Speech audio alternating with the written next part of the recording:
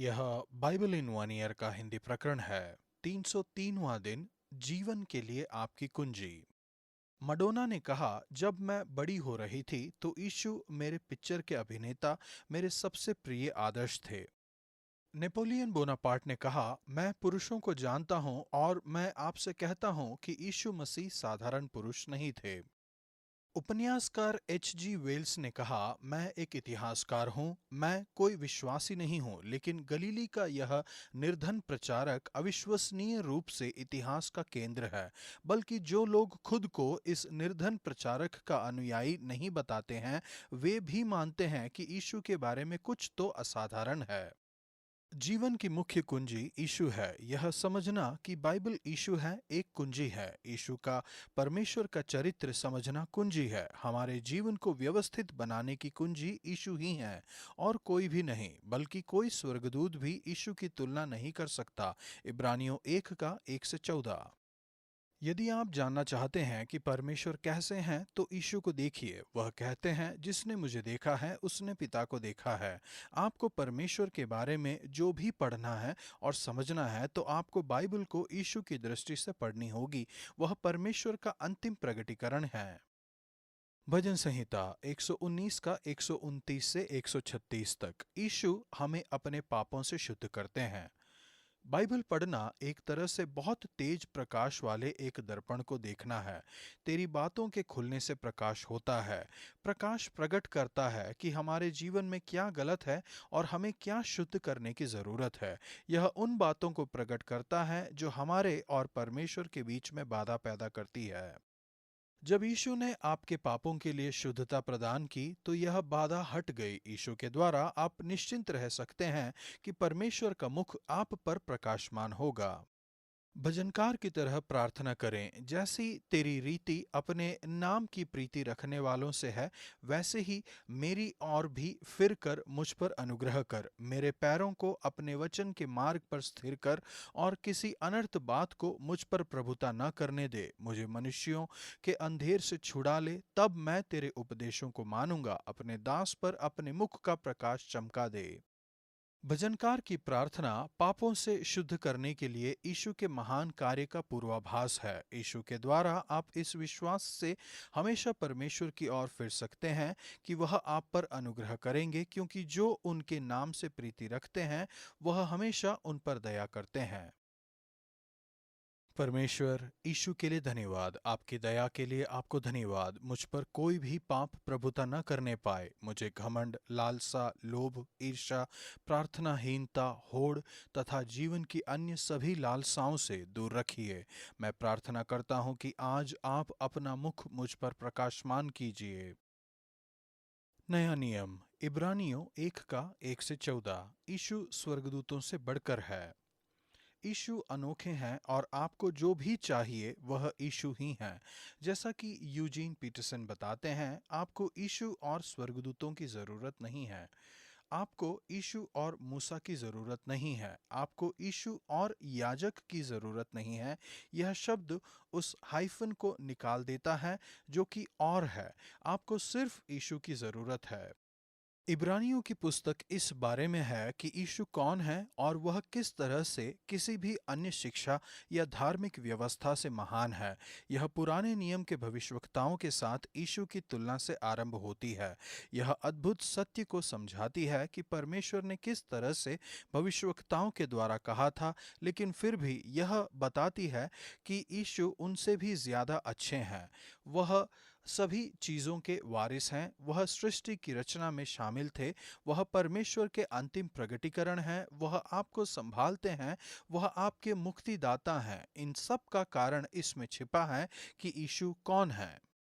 यीशु परमेश्वर की महिमा का प्रकाश हैं।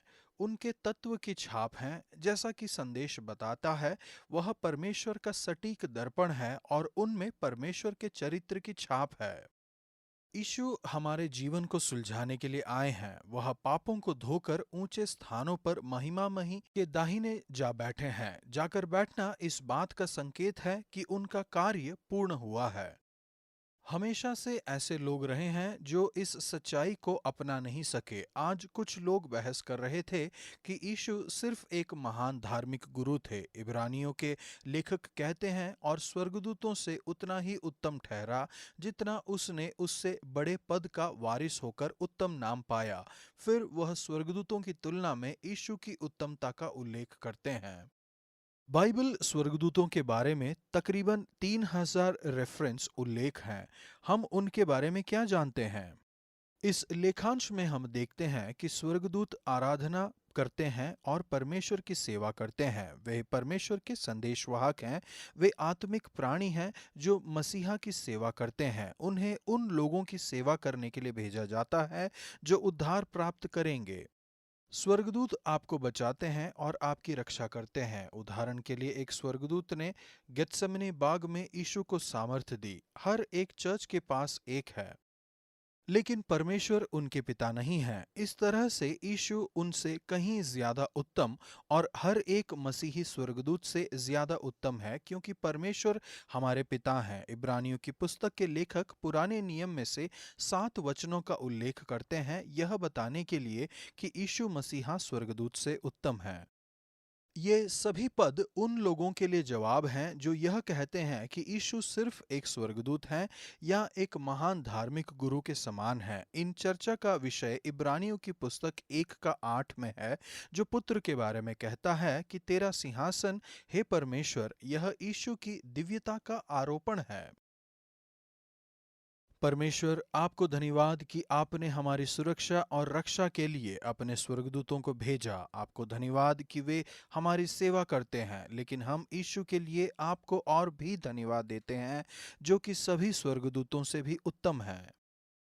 पुराना नियम, विलाप गीत 3:40 से 5:22 तक। यीशु अभिषेकित मसीहा हैं।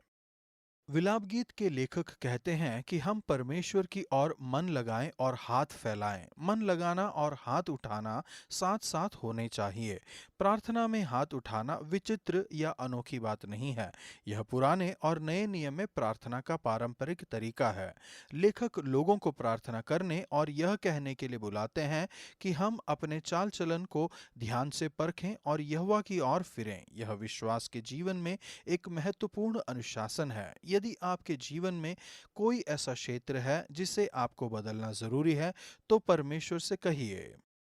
यदि ऐसा है तो परमेश्वर की ओर फिरें, अपने पापों का अंगीकार करें और पश्चाताप करें। अब आप जानते हैं कि यीशु ने आपके लिए जो किया है उसके कारण आप क्षमा कर दिए जाएंगे और परमेश्वर के साथ आपका संबंध फिर से गहरा हो जाएगा। यह पद पुराने नियम के अनेक पदों के समान है जो यीशु की ओर इशारा करते हैं।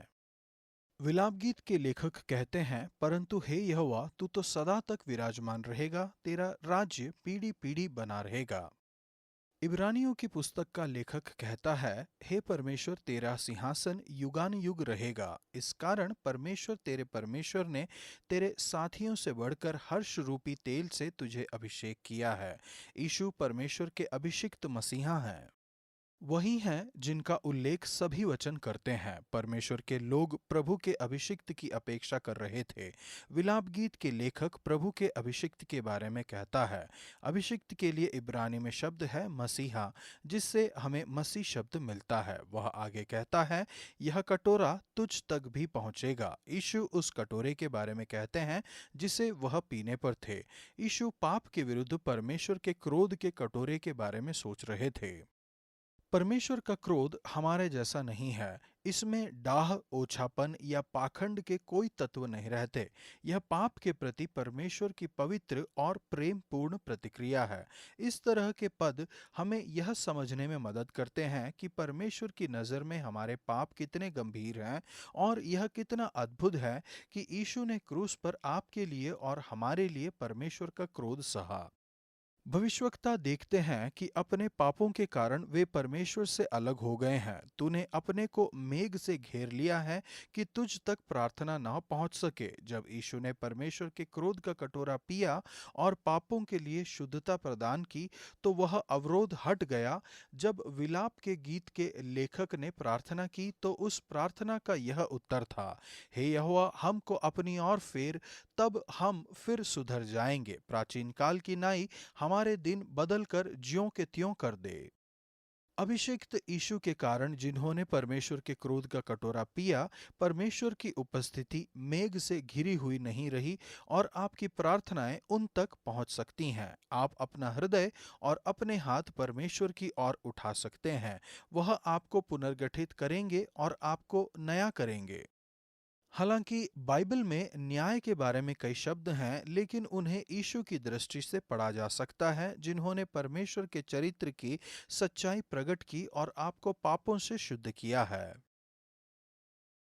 पिता, यीशु के लिए आपको धन्यवाद। आपको धन्यवाद कि जीवन की कुंजी यीशु में है। आपको धन्यवाद कि यीशु के द्वारा मैं जान सकता हूँ और समझ सकता हूँ कि आप कौन हैं। इब्रानियों 1:7 और 14 और स्वर्गदूतों के विषय में यह कहता है कि वह अपने दूतों को पवन और अपने सेवक को ददकती आग बनाता है। पद 7। क्या वे सब सेवा टहल करने वाली आत्माएं नहीं जो उद्धार पाने वालों के लिए सेवा करने को भेजी जाती हैं। पद 14। यह सोचना कितना रोमांचकारी है कि स्वर्गदूत पूरी दुनिया में उड़ रहे हैं और परमेश्वर के लोगों तक मदद पहुंचा रहे हैं। आज का वचन, वे युग में परमेश्वर ने बाप दादाओं से थोड़ा थोड़ा करके और बाती बाती से भविष्यद्वक्ताओं के द्वारा बातें करके इन दिनों के अंत में हमसे पत्र के द्वारा बातें की, जिसे उसने सारी वस्तुओं का वारिस ठहराया और उसी के द्वारा उसने सारी सृष्टि रची है। इब्रानियों 1:1-2।